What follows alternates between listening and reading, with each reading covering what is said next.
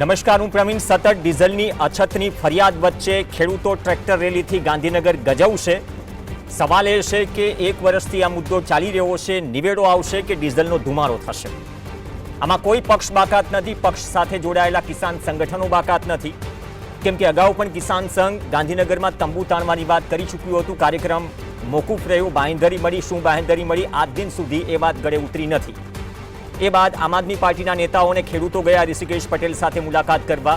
બાદમાં કહેવામાં આવ્યું કે બાંહેધરી મળી છે, પોલિસી બની રહી છે, પણ આજે પણ સવાલ છે કે પોલિસી કેટલે પહોંચી. નેતાઓ એક મંચ પર ખેડૂતોની વાતો કરે તો એક મંચ પર કેમ નથી આવતા, આ સવાલ છે. જ્યારે સત્તા માટે આમ તો પોલિટિકલ પાર્ટીઝ અલગ વસ્તુ છે, અલગ અલગ વિચારધારાના લોકો સાથે બેસી જાય અને સરકાર ચલાવે, તો દરેક પાર્ટીમાં જે કિસાન સંગઠનો સેલ ચાલે છે એ ખેડૂતોનું હિત જ ઈચ્છી રહ્યા છે. તો આ પરિસ્થિતિમાં તમામ એક મંચ પર કેમ નથી આવતા, એ એક બહુ મોટો સવાલ છે. મુદ્દો માત્ર વીજ આંદોલન નથી. વીજ આંદોલનની અસર તો અડધા ગુજરાતમાં છે. એ જમીન માપણીનું હોય, ટેકાના ભાવનું હોય, પાક નુકસાનીનું હોય, ખાતરનું હોય, આ બધા પ્રશ્નો છે અને આ બધા જ પ્રશ્નો કેન્દ્રમાં રહે છે.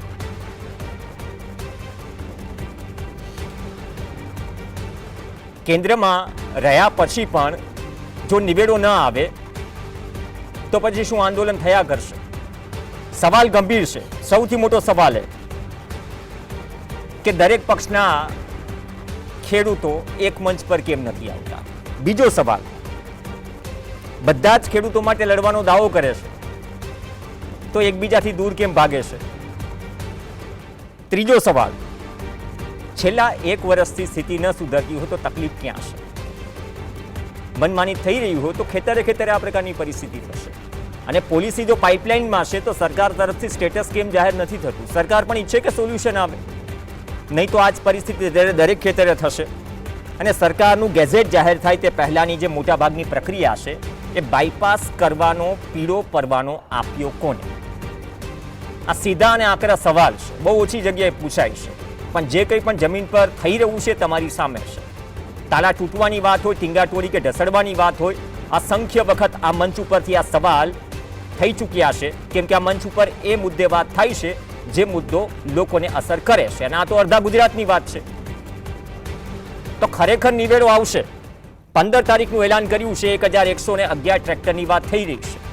આગામી કાર્યક્રમ શું છે, સરકાર સાથે શું ચર્ચા થશે, બીજા નંબરની વાત છે. અત્યારે પાલંબલી આપણી સાથે જોડાશે. કિસાન કોંગ્રેસના પૂર્વ ચેરમેન છે અને દ્વારકા જિલ્લાના કોંગ્રેસના પ્રમુખ છે. પાલભાઈ, સ્વાગત છે આપનું. પાલભાઈ, આ ગજવશે ખેડૂતો. આજે જે કિસાન કોંગ્રેસ અને ખેડૂત સંગઠનોએ જે જાહેરાત કરી છે 1111 ટ્રેક્ટરોથી ડીઝલની અછત વચ્ચે, લાલજીભાઈ હસતા હસતા પણ કહી દીધું કે ભલે સિઝન કે વર્ષ બગડે પરંતુ જમીન નથી બગાડવી. તો માત્ર ડીઝલનો ધુમારો થશે કે નિરાકરણ આવશે? કેમ કે આ મુદ્દો શરૂઆતથી એક વાત રહી છે, મનમાની. પોલિસી પાઇપલાઇનમાં છે. કિસાન સંઘને જે બાંહેધરી આપી ખબર નથી આજ દિન સુધી. આપના નેતાઓને જે બાંહેધરી આપી ખબર નથી આજ દિન સુધી. હવે તમે જઈ રહ્યા છો તો આમનામ જ લાંબુ ખેંચાતું રહેશે કે ખરેખર નિવેડા તરફ જશે આ મુદ્દો?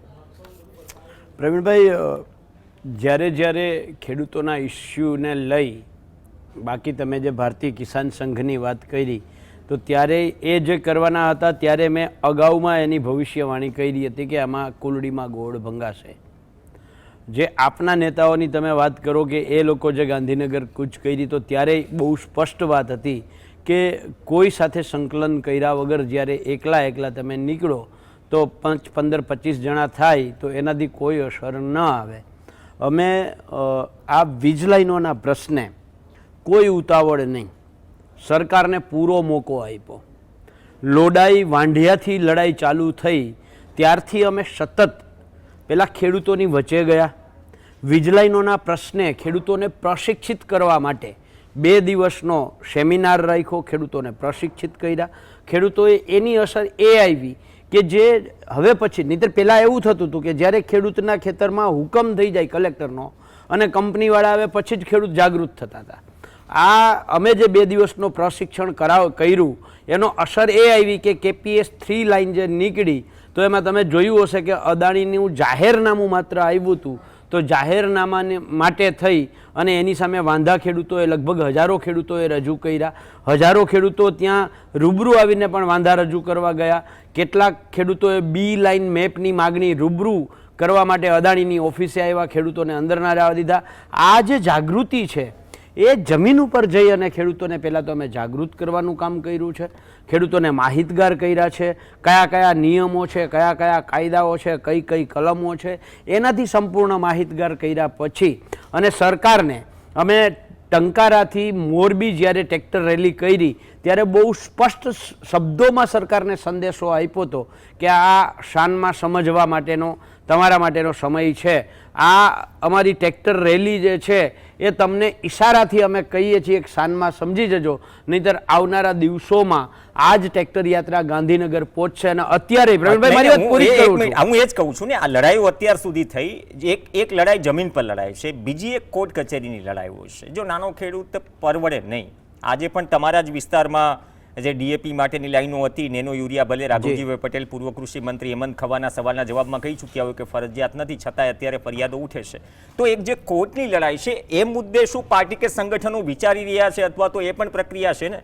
કેમ કે મૂળ વાત તમે જે કીધી ને કે આ પ્રક્રિયા બાયપાસ થઈ રહી છે ને, લોકોને ખબર જ નથી હોતી. જ્યારે ખેતરમાં કામ શરૂ થાય ત્યારે ખબર હોય ને પછી આ રીતે દોડાવીને ટીંગાટોળી કરવામાં આવે. તો એ પ્રક્રિયા પણ શું સાથે થઈ રહી છે?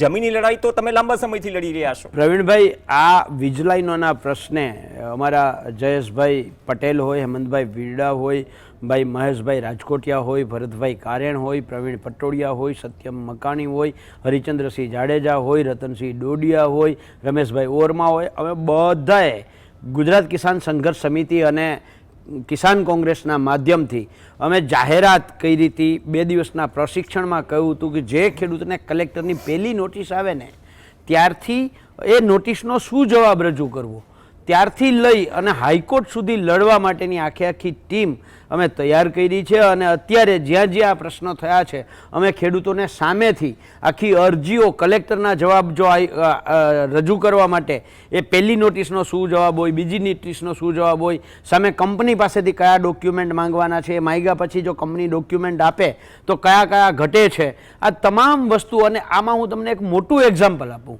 દ્વારકામાં જ અવાડા નામની કંપની છે, અવાડા, બરાબર છે. આ કંપનીએ અમે જે ડોક્યુમેન્ટ માંગ્યા કલેક્ટર પાસે પહેલી નોટિસ ને બીજી નોટિસમાં, કલેક્ટર પોતે પ્રોસિડિંગમાં લખે છે, સમજજો, બરાબર છે, કે આટલા ડોક્યુમેન્ટ કંપની આપે પછી પ્રક્રિયા આગળ વધારવી, બરાબર છે. આશ્ચર્ય અને દુઃખની વાત એ છે કે કોઈ ડોક્યુમેન્ટ આવ્યા નહીં અને કલેક્ટરે ડાયરેક્ટ હુકમ કરી દીધો. એને લઈ અને અત્યારે અમારે ત્યાંથી દ્વારકા જિલ્લાના ખેડૂતો અમે હાઈકોર્ટમાં અત્યારે પિટિશન દાખલ કરવા માટે અરજી કરી દીધી છે, પણ ત્યાં તો કોર્ટનું વેકેશન આવ્યું અને આ વેકેશન અને ચૂંટણીના સમયનો લાભ લઈ અને અવાડા કંપનીએ ત્યાં ખેડૂતોના ખેતરમાં થાંભલા અત્યારે ઊભા કરી દીધા છે.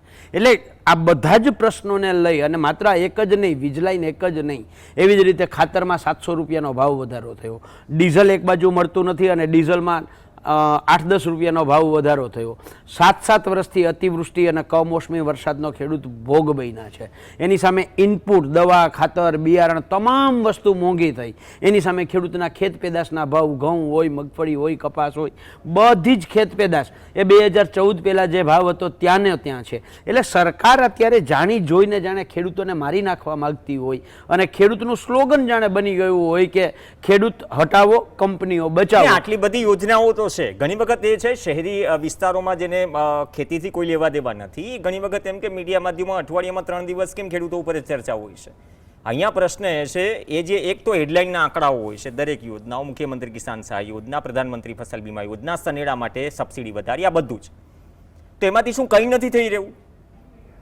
પ્રવીણભાઈ, ખરેખર જે એક ખેડૂત અને બિનખેડૂત વર્ગ જે છે એની એ જે સમજમાં જે પાતળી ભેદરેખા છે એ સરકારો અને રાજકીય પક્ષો એની રીતે ગણતરીઓ કરી નાખે છે. મૂળ મુદ્દો આટલો છે. તકલીફ છે, પણ એ કેટલી મોટી તકલીફ છે એનું વિસ્તૃતીકરણ કદાચ નથી થઈ રહ્યું ને. પ્રવીણભાઈ, વાસ્તવિકતા એ છે કે જે સામે સબસિડીની તમે વાત કરી, યોજનાઓની વાત કરી, આ બધી જ યોજનાઓ, સબસિડીનો હાવ એકદમ સિમ્પલ અને દેશી ઉદાહરણ આપવું હોય ને તો આ સબસિડી ને યોજનાઓ ને એ બધું ચશ્મા છે અને અમારા હક અધિકાર અમારા છાતીમાં થાંભલો કોઈ ખોડી નાખે, બરાબર છે. અમને ડાયરેક્ટ 700 રૂપિયાનો ભાવ વધારો કરી દે. ટ્રેક્ટર અમારું 2.5 લાખમાં 2014માં આવતું તો આજે 7 લાખમાંય નથી મળતું, બરાબર છે. એટલે આ એની સામે જે અમારી લૂંટ ચાલે છે, એટલે આ યોજનાઓ અને સબસિડી એક પ્રકારના સરકારે ચશ્મા તૈયાર કરી રાખ્યા છે અને અમારી આંખો ફોડી અને સરકાર એનો પ્રચાર કરે છે કે અમે ખેડૂતોને ચશ્માનું દાન કરીએ છીએ, અમે સરકારને ખેડૂતોને ચશ્માનું દાન કરીએ છીએ, અમે ખેડૂતોને ચશ્માનું દાન કરીએ છીએ. પણ અમારી આંખો ફોડી નાખ્યા પછી ચશ્માનું દાન કરો તો સામે જે શહેરમાં બેઠા છે એને એવું લાગે છે કે આ ભાઈ તો દેખતો નામી છે, પણ ઓલા ચશ્મા કાઢા હોય એટલે અમારી ફૂટેલી આંખો નથી દેખાતી. આ પરિસ્થિતિ અત્યારે સરકાર અમારી યારે કઈ રહી નહીં. આ તો સરકારો બદલાય, મંત્રીઓ બદલાય, અધિકારીઓ બદલાય તો આ મોતિયો દૂર કેમ નથી થતો? આજકાલ તો મોતિયાનો બહુ સરળ ઇલાજ છે. 30 વર્ષથી 32 વર્ષથી એકને એક સરકાર છે, એકના એક અધિકારીઓ છે, કોઈ સરકાર બદલાણી નથી. 32 વર્ષમાં તો આખી પેઢી બદલી જાય છે. હા, કૃષિ મંત્રીઓ બદલાય છે, મુખ્યમંત્રીઓ બદલાય છે, અધિકારીઓના ટ્રાન્સફર થતા રહે છે. હમણાં જ મહેસૂલ વિભાગમાં ઘણી બધી બદલીઓ થઈ. તો આજે કેમ કે જમીન સંપાદનથી લઈને ગઈકાલનો જે એક વિડીયો હતો એ કદાચ પરાકાષ્ઠા હતી ને, કેરોસીનનું ડબલું લઈને કે આગ લઈને ખેડૂત એ સ્થિતિએ ન પહોંચે. પ્રવીણભાઈ, તો આ રિમોટ છે મારા ઘર, રિમોટ સામેની એક ટીવી બદલાવો, બીજી ટીવી બદલાવો, ત્રીજી ટીવી, પણ રિમોટ તો અહીંયા મારી પાસે છે. ટીવી બદલાવાથી શું ફરક પડવાનો છે? રિમોટ તો ત્યાં ઉપર બેઠા છે. આ બધા તો અહીંયા જે મુખ્યમંત્રી હોય કે કૃષિ મંત્રી હોય એ બધા તો રિમોટ કંટ્રોલથી ચાલતા રમકડા છે અને રિમોટ કંટ્રોલ તો દિલ્હીમાં છે. અને એ જે છે એ ક્યાંક ને ક્યાંક રિમોટ કંટ્રોલ છે. જે ઉદ્યોગપતિઓ છે એમને અમારા ખેતરમાં થાંભલા નાખીને ધંધો કરવો છે એટલે દિલ્હીમાં બેઠા છે એને રિમોટ કંટ્રોલથી રમાડે છે, અને દિલ્હીવાળા છે એ ગુજરાતમાં બેઠા છે એને રિમોટ કંટ્રોલથી રમાડે છે. આ સમસ્યા તો વિપક્ષ હજુ કેમ કાચું પડે છે? અમે ખેડૂતોના અને પ્રજાના પ્રશ્નો મુદ્દે હું એમ નથી કહેતો કે લડતું જ નથી, પણ જે ચૂંટણીઓ થઈ બધું જ બધા એની રીતે દરેક પક્ષો વ્યસ્ત થઈ ગયા ચૂંટણીમાં, અને જેવી ચૂંટણી પૂરી થઈ એટલે આ બધા જ કોણથી લઈને આ પ્રકારની સ્થિતિ કદાચ ન આવે. 800 પોલીસ કર્મચારીઓને આ રીતે લઈ જતા હોય, આ નોબત જ ન આવે. મતલબ કે બધું ઠીક નથી નીચે. તો ક્યાં કાચું કપાય છે એ પણ એક મનોમંથન થયું છે. કેમ કે કિસાન સંઘર્ષ સમિતિ જે છે, તમે એક મંચ એવું બનાવો ને, ન માત્ર કોંગ્રેસ પર પરંતુ કિસાન સંઘથી લઈને આમ આદમી પાર્ટી કે જે ઇન્ડિપેન્ડન્ટ સંગઠનો છે, ઇન્ડિપેન્ડન્ટ નેતાઓ છે, એ બધા એક મંચ ઉપર આવે. મહારાષ્ટ્રમાં જે રાજનીતિ થાય છે એ એક લેવલ ગુજરાતમાં દેખાતો નથી કે મુદ્દે લેફ્ટ પણ હોય, શિવસેના પણ હોય, એનસીપી પણ હોય, ભાજપ પણ હોય, દરેક એક મંચ ઉપર હોય.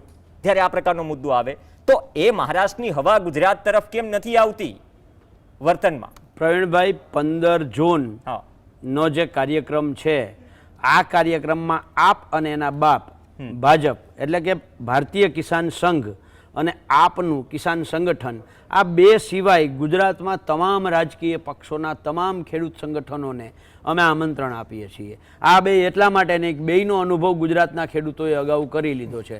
ભારતીય કિસાન સંઘે કુલડીમાં ગોળ ભાંગી અને ખેડૂતોની પીઠમાં ખંજર ભોંક્યું છે, બરાબર છે. કાલે એને અમે આમંત્રણ આપીએ અને પછી એ એક વખત આંદોલન પીક ઉપર પહોંચે અને પછી એ ભાગલા કરો ને રાજ કરો એની જે નીતિ છે એ મુજબ ખેડૂતોમાં વિભાજન કરવાનું ચાલુ કરે. એ જ રીતે ભાજપના ઇશારે આપ પણ આ જ કરવા માંગે છે. આમ આદમી પાર્ટીએ વીજ લાઈનોના પ્રશ્ને એક આંદોલન કર્યું હોય તો બતાવો. એક આંદોલન વીજ લાઈનોના પ્રશ્ને કિસાન સંઘે કર્યું છે. કિસાન સંઘે કર્યું છે. તો જે ખેડૂતોની માંગ 35 લાખ રૂપિયા એક થાંભલાની હતી, બરાબર છે. અહીંયા કિસાન સંઘે એમ કહ્યું કે અમે 17 લાખ કે 18 લાખ કરાવી શકીએ એમ જઈએ, બરાબર છે. એ તો પેલા કંપનીવાળા સામેથી 22 લાખ આપતા હતા. તો ખેડૂતોને જે 22 લાખ મળતા હતા એ ઘટાડીને 18 લાખ કરાવવા માટે આંદોલન કર્યું હતું ભારતીય કિસાન સંઘે. એટલે આવા કિસાન સંઘની જે તમે વાત કરો છો એને કેવી રીતે અમારી સાથે લેવાનું? એટલે હું ગુજરાતના મારી વાત પૂરી કરું છું. એટલા માટે જ આ મુદ્દો હવે આવ્યો. એટલા માટે જ શું આ જે, કારણ કે 3 ફાટા થઈ ગયા ને અંદર જ લડે છે બધા ખેડૂતો માટે, એટલા માટે જ બધા નહીં, હું તમને રોકું છું. બધા ખેડૂતો માટે નથી લડતા. ભારતીય કિસાન સંઘ ખેડૂતો માટે લડતું હોત તો 22 લાખ કંપની સામેથી આપવા તૈયાર હતી. ત્યાં 18 લાખ છે, એને શું કામ ખેડૂતોને કહ્યું કે 18 લાખમાં સમાધાન કરી લ્યો? એટલે એ લઈ લીધા કે કામ શરૂ થઈ ગયું છે, ત્યાં થાંભલો ઉભા થઈ ગયા ને વાંડિયામાં, બરાબર છે. એટલે એ ખેડૂતો માટે નહીં, પોતાના માટે લડે છે. ભાજપને અને ભાજપના જે કોન્ટ્રાક્ટરો કંપનીના છે એને ફાયદો કરાવવા માટે, ખેડૂતોને ગુમરાહ કરવા માટે ભારતીય કિસાન સંઘ લડે છે, બરાબર છે. અને વાત રહી તમે જે કહ્યું કે ચૂંટણીમાં, બરાબર છે, જે રીતે અત્યારે હમણાં જ હું સ્ક્રીનમાં તમારી જોતો હતો, બરાબર છે, ધોળા દિવસે પેલા એવું થતું હતું ગુજરાતમાં કે ભારતમાં, ચોર ચોરી કરવા આવે તો રાતે આવે, તાળા તોડે તો રાતે તોડે, અથવા તો નિર્જન જગ્યામાં મકાન હોય એનું તાળું તોડે. અહીંયા તો જ્યારે ચોરી થાય ત્યારે આપણે પોલીસને ફરિયાદ કરવા જઈએ કે મારું તાળું તોડી અને અહીંયા આ લોકોએ શું કહેવાય ચોરી કરી ગયા છે. અહીંયા તો પોલીસ પોતે તાળું તોડે, એકલા નહીં 200 જણાને ભેગા લઈને આવે અને રાતે નહીં ધોળા દિવસે તાળું તોડે. બરાબર છે. હવે પોલીસ જ જ્યારે તાળું તોડે તો અમારે ફરિયાદ કોને કરવી? નંબર 1. નંબર 2, આ જ પરિસ્થિતિ ચૂંટણીમાં થઈ. અત્યારે તમે દિયોદરની હાલત જોવો શું છે.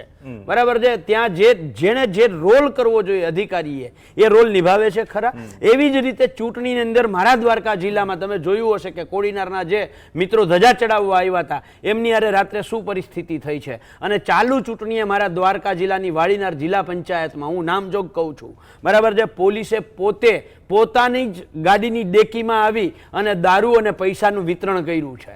તો ત્યારે સવાલ એ થાય છે કે પોલીસ ચૂંટણી આ ભાજપ લડતું હતું કે પોલીસ લડતી હતી? દ્વારકામાં આવું બધું પણ થયું છે. બરાબર છે. તો એટલે સવાલ એ થાય છે કે ચૂંટણી પોલીસ સામે અમારે લડવાની છે, અમારે ચૂંટણી ભાજપ સામે લડવાની છે, કોની સામે લડવાની છે? એટલે આ જે પરિસ્થિતિની વચ્ચે અત્યારે ગુજરાતના ખેડૂતો ચારે બાજુથી પીસાય છે. અને અત્યાર સુધીમાં અમે જ્યારે જે મુવમેન્ટ કે આંદોલન એ પાક વીમાનો પ્રશ્ન હોય આજે હાઈકોર્ટમાં લડીએ છીએ, જમીન માપણીનો પ્રશ્ન હોય આજે અમે નથી આવ્યો, લડો છો તમે. પાક વીમાની અંદર હાઈકોર્ટમાંથી અત્યાર સુધીમાં અમે 10,000 કરોડ રૂપિયા ગુજરાતના ખેડૂતોને અપાવડાવ્યા છે, લડીને અપાવડાવ્યા છે. ક્યાંય પીછેહટ નથી કરી, ક્યાંય પાછા નથી વળ્યા. ભલે પરિણામ જોઈએ એવું નથી આવ્યું. જમીન માપણીમાં સતત લડીએ છીએ. નહીં પ્રવીણભાઈ, તમારી જ વાત કરું છું. તમે એક પોસ્ટ કરી હતી સોશિયલ મીડિયા પર, લડીએ નિસ્વાર્થ પણ કોના માટે? આ શું એ જ એક થોડી ફ્રસ્ટ્રેશનની એક પરાકાષ્ઠા હતી? કેમ કે આ સતત આ મુદ્દાઓ ખેંચાઈ રહ્યા છે, નવા મુદ્દાઓ ઉમેરાઈ રહ્યા છે.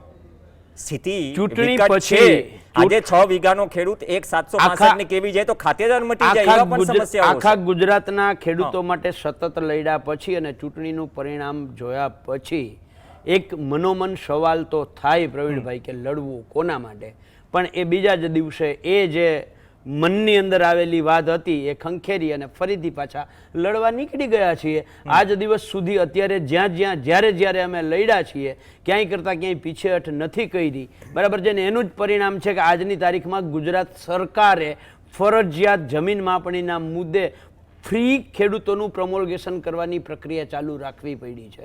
ખેડૂતોને અરજી કરાવવાની પ્રક્રિયા ચાલુ રાખવી પડી છે. અને એ મુદ્દાને પણ આમાં અમે લીધો છે. જમીન સંપાદનનો પ્રશ્ન હોય, પાક વીમાનો જમીન માપણીનો પ્રશ્ન હોય, વીજ લાઈનોના જે પ્રશ્નો છે એમાં અમારી બહુ સ્પષ્ટ માંગ છે પ્રવીણભાઈ કે રાજસ્થાન સરકારે જેવી રીતે 2013ના જમીન સંપાદનના કાયદા મુજબ માર્કેટ ભાવનું 4 ગણું વળતર આપવાની જે જોગવાઈ કરી છે, જે એસઓપી બનાવી છે, એવી જ રીતે ગુજરાત સરકાર પણ ગુજરાતના ખેડૂતો માટે વીજ લાઈનોમાં માર્કેટ ભાવનું 4 ગણું વળતર આપવાની એસઓપી બનાવે. જો આ ન બનાવી શકતી હોય તો અમે સરકારને વિકલ્પ આપીએ છીએ.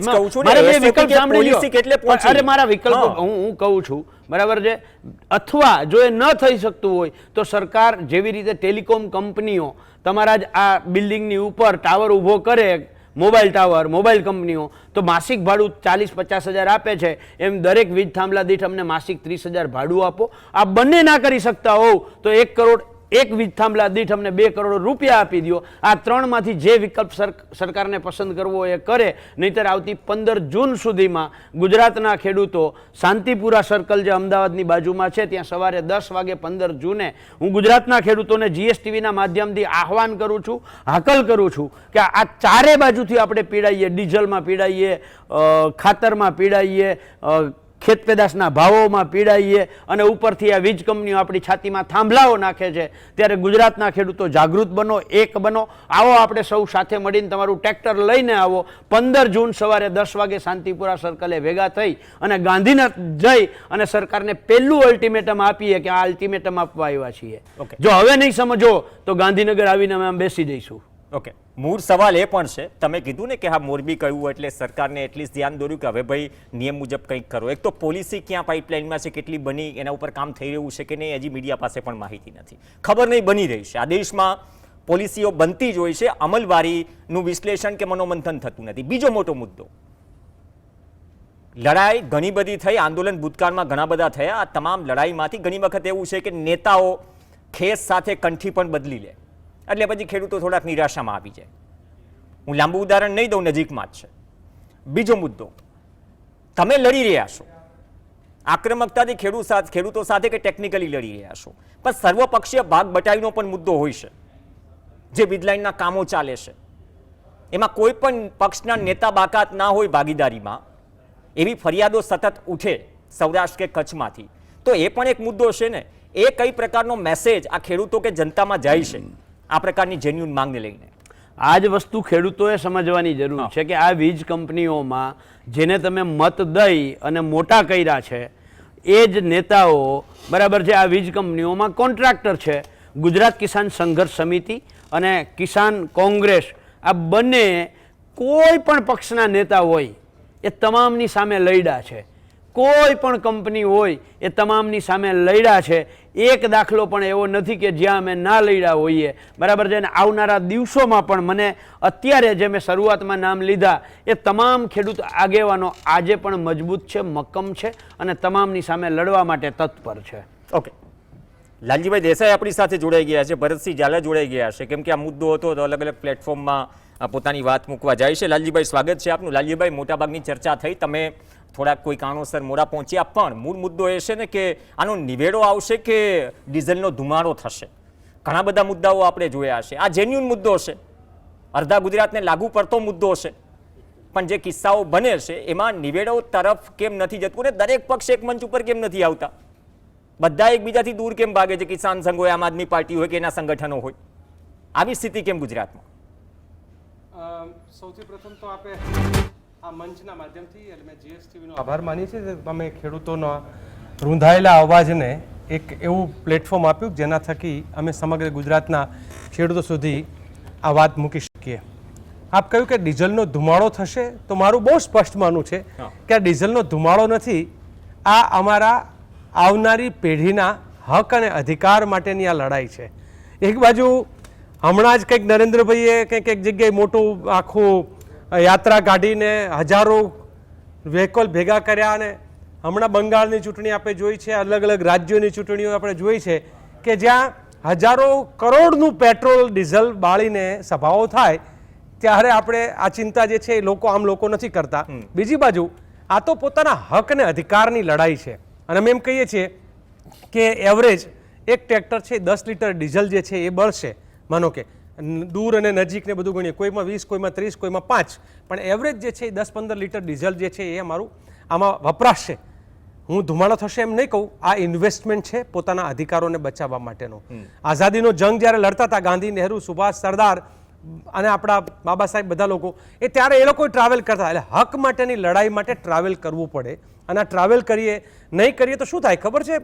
મને પ્રવીણભાઈ ઘણી વખત એમ થાય કે આજે હું આમ કોલર ઊંચા કરીને એમ કહી શકું કે મારો દેશ જ્યારે અંગ્રેજોની ગુલામીમાં હતો ત્યારે એ ગાંધી અને સરદારના નેતૃત્વમાં, એ નહેરુ અને સુભાષના નેતૃત્વમાં અને બધાના નેતૃત્વમાં લડ્યા, તો આજે હું ને તમે અહીંયા અવાજ ઉઠાવી શકીએ છીએ. દેશ આઝાદ છે, હું હવે નાગરિક તરીકે આઝાદ છું, પણ હું નથી ઈચ્છતો કે અમારા ખેડૂતો નથી ઈચ્છતા અમે બધા કે અમારી આવનારી પેઢી એમ કે અમારા દાદા અને દાદી અથવા અમારા માવતર જે છે એ નમાલા હતા, માયકાંગલા હતા, કે જેના કારણે અમારો જન્મ ગુલામીમાં થયો. એટલે અમારી આવનારી પેઢીઓ ખેડૂતોની, ખેતમજૂરોની, પશુપાલકોની, સામાન્ય જનતાની, આમ જનતાની, એ બાળકો જે છે એ આ ભારતમાં બે ભારત, આમ તો કહે ને ઇન્ડિયા અને ભારત, ન બને કે જ્યાં 10%, 5% લોકો એટલા બધા અમીર હોય અને બાકીના 90-95% લોકો છે એ ગરીબીના ખપ્પરમાં હોય, માત્ર મજૂર હોય, માત્ર ગુલામ હોય. એવું ન થાય, એટલા માટે એ 10-15 લીટર ડીઝલની અમને ચિંતા નથી. બીજું, હમણાં ભૂપેન્દ્રભાઈ કંઈક જાહેરાત કર્યું કે તમે તો અમે ડીઝલ આપીએ જ છીએ, ડીઝલ અવેલેબલ જ છે ને. હવે ટ્રેક્ટરમાં આપણે ગામડામાં રહેતા હોય, સેન્ટરથી 25 કિલોમીટર 15 કિલોમીટર ગામ દૂર હોય, તો પેટ્રોલ પંપે સ્વાભાવિક છે કે બેરલથી એક સાથે જ ભરાવાનું હોય. એના બદલે એમ કહે છે કે તમે ટ્રેક્ટર લઈને આવો અને તમને અમે 25 લીટર ટ્રેક્ટર આપશું કે 20 લીટર ટ્રેક્ટર આપશું, ટ્રેક્ટર લઈ ડીઝલ આપશું. આ ટ્રેક્ટર લઈને જાય તો રોજનું 5 લીટર અમારું બળે છે. અમારે રોજ 5 લીટર બાળવું, અને બધા જ ખેડૂતો રોજ ટ્રેક્ટર લઈને પેટ્રોલ પંપે કે ડીઝલ પંપે ભરાવા માટે જાય તો રોજ 5 લીટર બળે, એના કરતાં એક જ દાડે 15 લીટર ડીઝલનો ધુમાડો થઈ જાય ને તો એમને મંજૂર છે, કારણ કે અમારે આવનાર સમયની હકની આ લડાઈ લડીએ છીએ. પાલભાઈએ વિગતે કહ્યું હશે, ખાલી પ્રવીણભાઈ મારે જે અહીંયા અત્યારે આ જગ્યાએ આવવાનું એક કારણે 15 જૂનના રોજ ગુજરાતના હજારો ટ્રેક્ટર જ્યારે ગાંધીનગર તરફ કૂચ કરશે ત્યારે સંપૂર્ણ ગાંધી ચિંધ્યા માર્ગે માત્ર અમારા હકની લડાઈ માટે અમે સરકારને એ આહવાન કરવા અને ચેલેન્જ કરવા જઈ રહ્યા છીએ કે તમે ખેડૂતોને બહુ હલકામાં ના લો, તમે ખેડૂતોના નાક દબાવીને મોઢું ખોલાવવાનું ના કરો, તમે ખેડૂતોની બેનદરીકીઓને એ પોલીસ દ્વારા ના ઢસડાવરાઓ કે જે પોલીસનો પગાર, જે પોલીસનો પટ્ટો, જે પોલીસના જૂતા અને કપડાં એ અમારા પરસેવાની કમાણીમાંથી થાય છે, જે અમારા પરસેવાની કમાણીના ટેક્સમાંથી જેના પગાર થાય છે એ જ અમને લોકોને ઢસડે અને પૂરે બેન દીકરીઓને આ બિલકુલ ના ચડાવે. ગુજરાત એ લોકશાહી છે, આ તમારી કોઈ ઠોકશાહીનો પ્રદેશ નથી. કાયદાથી ઉપર કોઈ નથી. એક નાના બ્રેક માટે રોકાઈશું. અને મૂળ મુદ્દો એ જ છે ને કે પોલીસનું કામ લો એન્ડ ઓર્ડર જાળવવાનું છે, નહીં કે લાઇઝનિંગ કરવાનું. જે ફરિયાદો ઉઠે છે નીચેથી, તો લાઇઝનિંગ કેટલા લેવલનું થઈ રહ્યું છે, અથવા તો સતત દરેક સેન્ટર પરથી આ ફરિયાદ ઉઠે તો કંઈક તો છે, અને એ વિશ્વાસ અપાવવો પડશે. ખેડૂતો ગાંધીનગર ગજવશે પણ નિવેડો આવશે કે નહીં? એક વર્ષથી ગામડે ગામડે આ પ્રકારની પરિસ્થિતિ છે, અને કોઈ મોટાભાગના નેતાઓના મોઢામાં મગ ભરાઈ ગયા છે. વાસ્તવિકતા છે, એમાં જુઓ ને તો થી સવાલ કરવાની નોબત નથી. ચર્ચા આગળ વધારીએ. ભરતસિંહ ઝાલા પણ આપણી સાથે જોડાઈ ગયા છે, લાલજી દેસાઈ છે, પાલભાઈ આંબલિયા છે. ભરતસિંહ, આમાં શું સમય આવે ને આંદોલન થાય, નેતાઓ ગોઠવાઈ જાય, મુદ્દા ઊભા ને ઊભા, જેમ રાજુ કરપડા ગોઠવાઈ ગયા? આ સીધો સવાલ કરું છું. ત્યારે પણ અમે વાત કરી હતી, ત્યારે પણ એ આંદોલન થયા, જૂના વિડીયો વાયરલ થાય કે અમારે આવા આક્રમક નેતાઓની જરૂર છે જે બુલંદ અવાજ ગાંધીનગર સુધી. અને એ લોકશાહીની ખૂબસૂરતી એ છે કે મુદ્દો સરકાર સુધી જાય, જે વધારે અસર કરે છે. પણ આ મુદ્દો તો એવો છે, આનો ઘેરો બહુ મોટો છે, તકલીફ એને એ છે, ઇલાજ નથી, પોલિસી બની રહી છે, અને બધું એક આંદોલન. તમે તો વાસ્તવિકતા જાણો છો. ના, અમારા કરતા તમે જમીન પર છો, તમે વધારે જાણો છો. ઊભું કરેલું હા અને સ્વયંભૂ ઊભું થયેલું એમાં બે ફરક છે. હા હાલમાં જે ગુજરાતમાં વીજ પોલ કંપનીઓની દાદાગીરીની સામે ખેડૂતોએ સ્વયંભૂ મોરચો માંડ્યો છે. એની સામે કોંઢ ગામની અંદર લાલજીભાઈ, પાલભાઈ, અમે સમયે હજારોની સંખ્યામાં ખેડૂતોએ ખુદ કીધું કે ક્યાં સુધી કાયદા ભણાવશો, હવે કંઈક કરો. ત્યારે અમે ગુજરાત કિસાન કોંગ્રેસે અને કિસાન સંઘર્ષ સમિતિએ એલાન કર્યું કે આવતીકાલે 10 વાગે સુરેન્દ્રનગર અને 15મી જૂને ચાલો ગાંધીનગર. આ એક અવાજ ઊભો થયો ખેડૂતોને, ખેતી સાથે સાથે મજૂરોને અને ગુજરાતની આમ જનતાને. અને તમામને એવું હતું કે ગુજરાતની અંદર આંદોલનના વાયદા આવે છે અને કોઈ આકાનો ફોન આવે એટલે આંદોલન બંધ થઈ જાય છે. એટલે અમે નક્કી કર્યું કે ગમે તે થાય, આંધી આવે યા તૂફાન, અમારી રેલી નહીં રોકે. આ રેલી આંધી આવે તો, અને અમે શીર્ષ સાહેબના નિષ્ઠા મુજબ ગુજરાતના ખેડૂતોની સમસ્યાનો જે પાલભાઈએ જે માગણી, લાલજીભાઈએ જે વીજ પોલના 2 કરોડ રૂપિયા વગેરે જે અમારી માંગ છે, ખેડૂતોની માંગ છે, એ માંગ જ્યાં સુધી નહીં સ્વીકારાય ત્યાં સુધી સૂરજને ચાંદ રહેશે, ત્યાં સુધી આંદોલન ચાલુ રહેશે. આ મુદ્દો શું સરકારના ગળાનું હાડકું બની ગયું છે? મેં એક સવાલ સર્વપક્ષીય ભાગ બટાઈનો કર્યો હતો, એ પણ જુઓ ને તો વગર. જે સતત ફરિયાદો ઉઠે છે, જે નીચે ખેડૂતો, જે પીડિતો વાત કરે છે ને, એ સર્વપક્ષીય ભાગ બટાઈથી લોકો ખેડૂતોનું કે જે પીડિતો છે એનો મોહભંગ થઈ જાય છે, અથવા તો આંદોલન સાથે નેતાઓ ગોઠવાઈ જાય એના માટે મોહભંગ થઈ જાય છે કે ભાઈ ડીઝલનું બેરલ ભરાવું, ડીએપી લાવું, ખેડ કરવું કે ગાંધીનગર આવું. એટલે આ જે મૂંઝવતા પ્રશ્નો છે એટલા માટે, કેમ કે આ સામાન્ય ખેડૂતને અસર કરે છે. આ મૂંઝવતા પ્રશ્નો એને અત્યારે પણ આ કદાચ શો જોઈ રહ્યા હશે, થતા હશે. ગઈકાલે અમારે એ જ કીધું. હા, એક બેન બપોરે 2:30 વાગે જે બેનના 10 વીઘાની ખેતરમાં 4 વીઘાની ખેતરની જામફળી તોડી નાખી, 4 લાખ રૂપિયાની પાક ધિરાણ લોન લીધી હતી, એ લોન બધી નિષ્ફળ ગઈ. એ બેન એ જ કહેતા હતા કે નરેન્દ્રભાઈ મોદી અમને કહેતા હતા કે બેન તમને તકલીફ પડે તો અમને ફોન કરજો. અત્યારે અમારે આજ કે મોદી સાહેબ વીજના થાંભલા નાખે છે, મને ક્યાં જતા જવું? તો લોકો બોલે છે, એનો અવાજ અમે બનાવ્યા છીએ. અમે નથી ઊભું કર્યું, સાગરભાઈ નથી ઊભું કર્યું, લાલજીભાઈ નથી કર્યું. અને આ જે લોકોનો અવાજ છે, એ લોકોનો અવાજ બહાર લાવવા માટે અમે ગાંધીનગર જવાના છીએ. અને અમે એટલે કોઈ પણ છે, જ્યારે પણ આંદોલન થાય એટલે બધા જોડે જાઓ.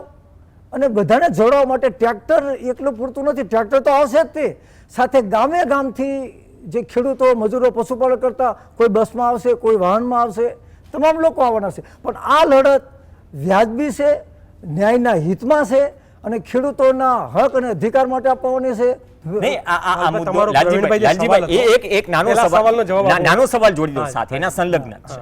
જો સરકારને તો ખબર હોય કે તકલીફ ક્યાં છે. સરકાર પણ એ જે રીતે આ કરકસર કરવાની આપણે સલાહ સારી બાબત છે. ફ્યુલની કરકસર કરવી જોઈએ. લોભ અને કરકસર વચ્ચે ફરક હોય છે. ખબર જ છે કે મુદ્દો શું છે, ખબર જ છે કે તકલીફ શું છે, સામેથી પહેલ ન કરી શકે કે આપણે પોલિસી બનાવી, એક કામ કરીએ, તમારે 1111 ટ્રેક્ટર લાવવાની જરૂર નથી, આપણે બેસીએ. ઓકે, એક સેકન્ડ, આનો જવાબ આપી દઉં છું. આ જ વાત ભારતીય કિસાન સંઘ વાળાએ 12 માર્ચે આંદોલન કર્યું હતું અને કીધું તમારા આ પ્રશ્ન સોલ્વ થઈ ગયા છે. ભારતીય કિસાન સંઘ ભારતીય જનતા પાર્ટી પાક છે તોય સમાધાન એલા તોય લોકો આખી રેલી બંધ થઈ હું એ જ કહું છું ને, એ મુદ્દા ચર્ચા ભરતસિંહ, હું એ જ કહું છું. એ પછી આપવાળા ગયા, હવે ત્રીજા તમે જઈ રહ્યા છો. મને એક લાલજીભાઈ, આમાં સવાલ આપે બે જ સવાલ, એક તો ભાગ બટાઈ વાળો સવાલ. હું જાહેર જીવનમાં 38 વર્ષથી છું અને મોટાભાગનો સમય આંદોલનકારી તરીકેનો, પોલિટિકલ પ્રોસેસમાં તો 12 વર્ષથી છું. એની પહેલાના 26 વર્ષ આંદોલન સાથેના રહ્યા અને કોંગ્રેસમાં આવ્યા પછી પણ માત્ર ને માત્ર જનતાના મુદ્દે આંદોલનો અને જે છે એ કર્યું. આમાં પાલભાઈ છે, કેટલા વર્ષોથી આપ જોવો છો કે લગાતાર એક સંઘર્ષનું જીવન. ભરતસિંહભાઈ, હું જ્યારથી એમને 38 વર્ષથી હું ઓળખું છું કે માત્ર ને માત્ર જન આંદોલન. એટલે આમાં એવું છે કે હમણાં નવા ઘણા આવ્યા, થોડોક ટાઈમ આંદોલન કર્યું, કોઈ પક્ષમાં ગોઠવાણા, તાત્કાલિક નેતા બન્યા, અહીં ના ફાવ્યું તો બીજે ગયા. સત્તા માટેના એક આંદોલન જુદા હોય છે અને સત્તાનો એક સ્વભાવ જુદો હોય છે. બીજું કે જનતાના મુદ્દે, મજદૂરોના મુદ્દે, ખેડૂતોના મુદ્દે, આદિવાસીઓના મુદ્દે, સામાજિક ન્યાયના મુદ્દે, ડિમોલેશનના મુદ્દે તમે જુઓ ને, ગુજરાતમાં લગાતાર લડતા અમુક ચહેરાઓ હશે. અને જે હું બહુ સ્પષ્ટ રીતે અગાઉ પણ મેં કહ્યું હતું કે કોંગ્રેસમાંથી પણ કોઈ કદાચ આ ભારતીય જનતા પાર્ટીના સત્તા સંપત્તિના ખેલનો કોઈ હિસ્સો બનીને એકાદ કોઈ એવો દોગલો હોય અને આવું કરતો હોય તો એને પણ ખુલ્લો પાડવો જોઈએ ને જનતાએ એને જાકારો આપવો જોઈએ. હું એવું માનું છું કે જનતાના હક અને અધિકારથી ઉપર કશું જ નથી. આ ઘણા લોકો એવું માને છે અત્યારે, જનતા પછી જાકારો આપશે, પહેલા પાર્ટી જાકારો આપી દે. પાર્ટી પણ, અને હું એવું માનું છું બિલકુલ, કારણ કે તમે લડી રહ્યા છો, બટ ઓબ્વિયસ ચોક્કસ પ્રવીણભાઈ. બીજું અમારા પક્ષમાંથી પણ એક બે નામ એવા આવ્યા કે આવું થઈ રહ્યું છે. અમે લોકો બહુ જ કડક લાઈન લીધી છે. ખાલી એટલું છે કે કડક લાઈનની એક સિસ્ટમ હોય છે. અમે રાતોરાત અમારી વિરુદ્ધમાં પણ રોજ બોલતા હોય તો પણ અમે એક થોડો ટાઈમ લઈએ છીએ કે ભાઈ એને એક મોકો આપવાનો કે ભાઈ તું શું કામ બોલ્યો, શું નહીં, અમે બધું કરીએ. અને એવા લોકો, એટલે હું આજે આપના માધ્યમથી કે અમે કોંગ્રેસ પાર્ટીની અંદર રહેલો કોઈ કાર્યકર અથવા પક્ષનો અંદર પદાધિકારી ખેડૂતોના, ખેતમજૂરોના કે આમ જનતાના કોઈ પણ અધિકારને છીનવવાનો પ્રયત્ન કરશે તો એને કોંગ્રેસ પાર્ટીમાં અમે પેસવા નહીં દઈએ, એને ત્યાં પગ નહીં મૂકવા દઈએ આવનાર સમયમાં. આ બહુ ક્લિયર લાઈન છે. આ રાહુલ ગાંધી અને ખરગેજીની આ લાઈન છે. આ લાલજી દેસાઈની એકલાના કહેવાથી નહીં. અને રાહુલજી અને ખરગેજી જે કહી રહ્યા છે એ માત્ર વ્યક્તિગત વાત નથી, કોંગ્રેસની આટલા વર્ષોની વિચારધારાના નતીજાના પરિણામે તમે જુઓ, લગાતાર લોકોના મુદ્દે લડવાની વાત આવે તો કોણ લડે છે, અને માત્ર સત્તા માટે ગમે તેવા સમજોતા કરવાના હોય તો કોણ કરે છે, એ બે જુદી વસ્તુ છે. એટલે તમારો જે પહેલો પ્રશ્ન હતો ભાગ બટાઈવાળો, એમાં બહુ જ ક્લિયર લાઈન કે જનતા વિરોધી છે એ કોંગ્રેસી હોય જ ના શકે. જે જનતા માટે ના લડે એ કોંગ્રેસી હોય જ ના શકે. ખાલી એક પક્ષનું ચિહ્ન લેવાથી ના, ખાલી પક્ષ નહીં, કોંગ્રેસી કહું છું. હા, એટલે કોઈ બી પક્ષ છે. હા, કોઈ પણ એ આચરણ હોવું જોઈએ ને. કોઈ ચૂંટણીમાં ક્યાંક પંજો લઈને આવી ગયો, બોલો છો અને કરો છો, એમાં બે મોઢાની વાત. બીજો જે મુદ્દો હતો કે સમયનો થોડો અટકશે કે નહીં, આ આંદોલનને સફળતા વાળું કે આંદોલન, હું એવું માનું છું કે જનતાના મુદ્દે લડવું એ જન આંદોલન સાથે જોડાયેલા અથવા ખેડૂતોના આંદોલન સાથે જોડાયેલા લોકોનો એ જે છે અમારી ફરજમાં આવે છે.